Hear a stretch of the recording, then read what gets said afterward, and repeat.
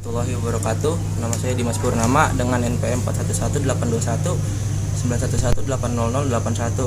Saya di sini akan menjelaskan tentang disabilitas dan cara mengajarnya untuk UAS mata kuliah adaptif paralel 2. Adalah tunanetra adalah istilah umum yang digunakan untuk kondisi seseorang yang mengalami gangguan atau hambatan dalam indera penglihatannya. Penyebabnya adalah dapat terjadi dari sejak lahir, atau ada kerusakan pada mata atau syaraf mata pada waktu persalinan hamil. Ibu menderita penyakit gonorho, penyakit mata lain yang menyebabkan ketunanetraan seperti trakoma dan akibat kecelakaan.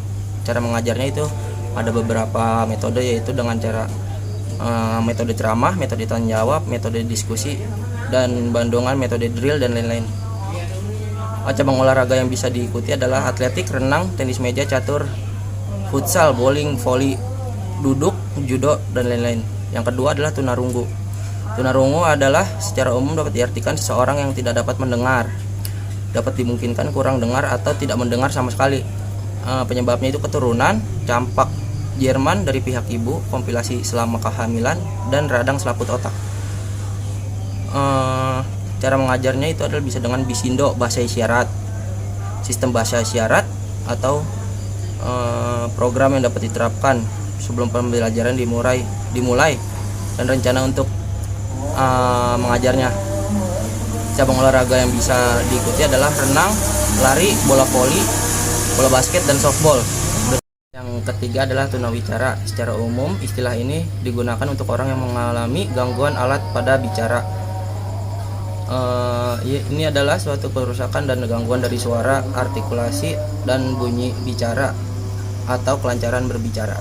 Penyebabnya adalah adanya disfungsional pada otak, pembelajaran bahasa yang kurang tepat, hambatan dalam memproses suatu bahasa, atau kegagalan dalam mengatur aspek bahasa. Cara mengajarnya memahami etiologi atau penyebabnya gangguan bicara tersebut dan bahasa, serta dampak pada atribut fisik dan motorik. Cabang olahraga yang bisa diikuti adalah tenis meja dan football atau sepak bola. Yang keempat adalah tunagrahita, kemampuan berpikir di bawah rata-rata orang normal dan memiliki keterbelakangan mental karena keterbatasan kecerdasannya. Penyebabnya adalah campak, diabetes, cacar, jadi dari penyakit virus tokso, ibu kekurangan gizi, pemakaian nafza, dan perokok berat.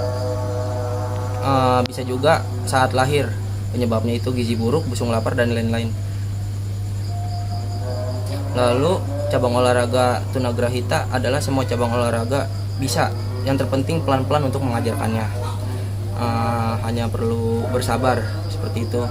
Contohnya renang.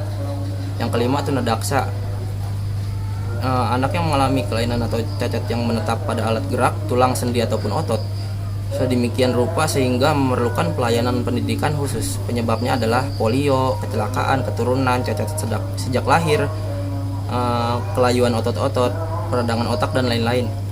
Cara mengajarnya bisa dari metode ceramah, diskusi berkelompok, praktek, dan yang lainnya. Tetapi ya tersebut harus sabar untuk mengajarkannya.